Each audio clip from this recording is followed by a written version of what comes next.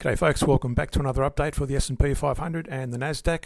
Now both are pushing against resistance. It's been that way for a while now. Had a bit of a pullback with a bearish divergence more recently. So always never ignore divergence. Before we go any further, make sure you hit that like and subscribe button to support the channel and share the videos. And also we do reference the +1 videos where we do go in a deeper dive into some of the trading strategies we cover in these videos. In terms of the outlook, I won't read through all of this, but just to outline the risks and the caveats. For the S&P, USB highlights that much of the upside may already be priced in, leading to a cautious neutral stance. Broad economic challenges like tariffs, labour shortages and policy uncertainty linger. The NASDAQ faces valuation headwinds, trading at around 28 times forward earnings, historically high with the potential for pullbacks amid AI hype. Analysts warn of bubble-like dynamics, though fundamentals are stronger than in the late 1990s. So first looking at the S&P, and if you're a regular follower, you know I look at the long-term trends first. So look at the weekly, the daily, and then look at the 1 hour if you're trading on the 1 hour or a smaller time frame. So on the weekly, first off, looking at the trends, the price and the moving averages are still above, or the CCI is still above the moving averages, giving us a bullish momentum on the weekly, which means you can take long trades on the daily. We always trade in the direction of the higher time frame. Although I do notice we've got lower highs on the CCI versus higher highs on the price. And that is showing currently a bearish divergence on the weekly. So just be aware of that. We haven't drawn a target range for it yet. As soon as we start seeing it break down towards sort of this area, around the 6,200 area, we'll start drawing a target range, especially if the CCI breaks below those moving averages. On the daily, a few things to notice here. We've actually drawn this resistance up here at 64.80, and it's actually giving us having trouble breaking through that resistance at the moment. It could possibly do that in the opening, well, once the market open in the US tonight. But as you can see, the CCI is somewhat consolidating in that range as well. It's a bit hard to see, but it's probably a lower highs on the CCI there versus higher highs on the price. That's also a very small range bearish divergence. Now, the reason we say never ignore divergence, I've marked it with these rectangles, but if I zoom out, show a bit of history there going back to 2010 or to 2009. You can see there I've identified all the bearish and bullish divergence, the main ones actually, that impacted the market. So you can see there that was the 2022 inflation and Fed tightening. Back here was the COVID crash, bearish divergence, and then we had a major bullish divergence there. We would have traded higher up from there. And again, back here would have been the 2008 financial crisis. I haven't gone back far enough in the history there, but you can see there all the bullish and bearish divergence have played out. Even this one here, this one's pulled back more recently, and we had a little bearish divergence there as well versus a double top on the CCI that broke down. You can see there even that range there was higher highs versus lower highs on the CCI. Now since then, the CCI has been moving in tangent with the price, is what you normally want to see. Until, as I said, up where we are at the moment, we're getting a longer-term bearish divergence, but also a smaller range bearish divergence in that little range there. Now, even if you're trading on the daily, we always look at the micro trends to see if there's any micro moves.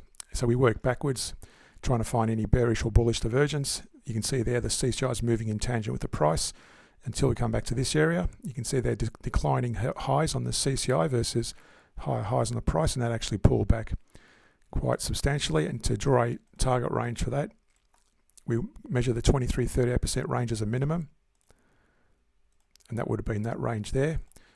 This price went as far as the 50% range, but that there is a minimum. Sometimes it just touches that and bounces, other times it falls right through, which it did this time. So that bearish divergence worked. Just a bit of history there, and another bearish divergence here. You can see there that also fell back.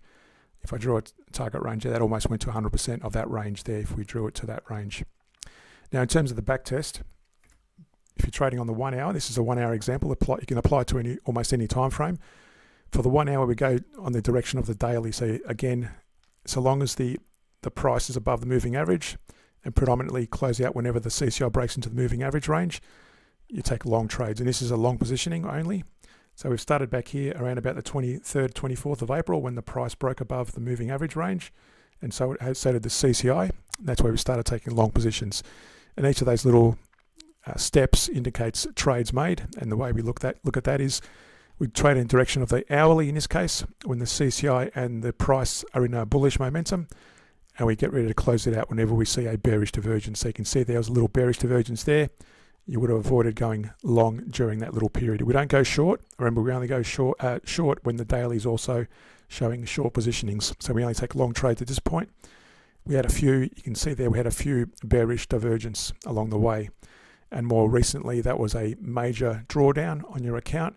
But again, there was bearish divergence there versus higher highs in the price, and you would have closed out your position, possibly one contract open on that one, and you would have avoided that major drawdown.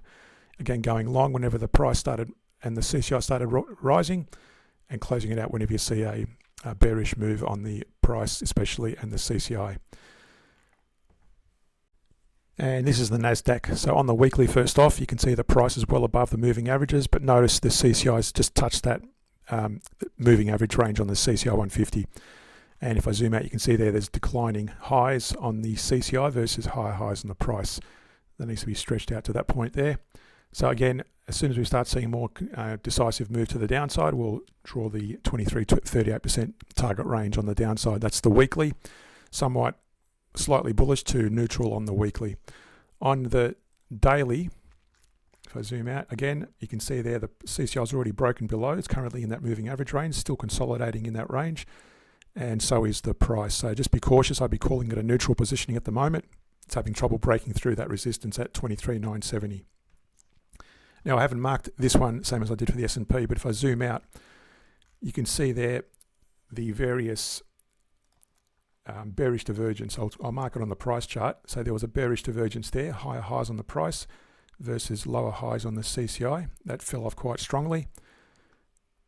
There's another little one there, higher highs versus the CCI. Another one there. There's another one there, lower highs on the CCI. Back here, not quite a bullish divergence, but you could probably call that a bullish divergence. In fact, those little areas there were, and I'm deliberately zooming out here because it's easier to see the road in front of you rather than zooming in too close to get the idea of the trends. Let's just leave that for the moment. I'm not going to call that a bullish divergence, although you can see there the price did pull up quite strongly. Nothing really there. That there I'd consider a bullish divergence, a double bottom on the CCI versus lower lows on the price. So I'm going to mark that as a bullish divergence. This here was at that point there, slightly lower highs on the CCI and the price. I won't mark that. That there was.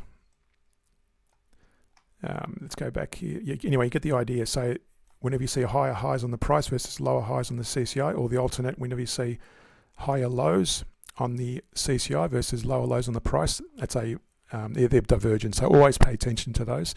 But you can see there these divergences always show results, so never ignore them. And at the moment, as I said, we've got a somewhat, for this to invalidate, we need to see the CCI break higher, which I don't see doing very easily. But at that point, the price should break higher as well.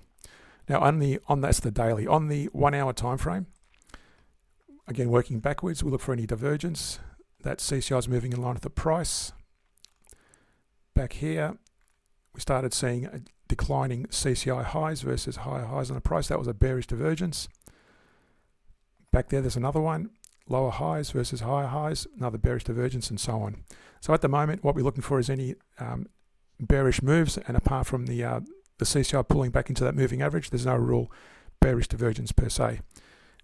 Going on to the back test, again taking long trades only, and I've marked it here with the arrow, going long from when the CCI and the price broke above the moving averages. That's marked by this arrow here. You would have taken long trades only, and again going long when the CCI and the price in an upward move, but also the CCI 14 here starts curving up and having a new break to the upside. So that each of those little turn ups on the CCI 14, you would have gone long on that particular strategy. Now in this one, the biggest drawdown you had was probably that one there, with a few contracts added up. And let's see if that you could have avoided that. So here going long only, you would have gone long during that period. And as soon as you started seeing the CCI, let me just zoom in a bit for it. As soon as you start seeing the CCI and the price break to the downside, ideally you want to close it out when the CCI touches the moving average there, and that would have been near the high there, and you would have closed it out when the price was also near the high, and you would have avoided entering in long positions at that point because the CCI has already touched that moving average range, and at that point it was giving an early warning signal to avoid going long because the CCI was dropping off. Therefore, you would have avoided that drawdown. So that's how you play those drawdowns, and always pay attention to those, never ignore them. Also, in addition to the +1 videos on the various YouTube channels, we also do a Patreon page where we look at bullish shares across various regions of the world. So reference that, which are links in the description below. Thanks for watching. Hit that like and subscribe button to support the channel, and we'll see you in the next video.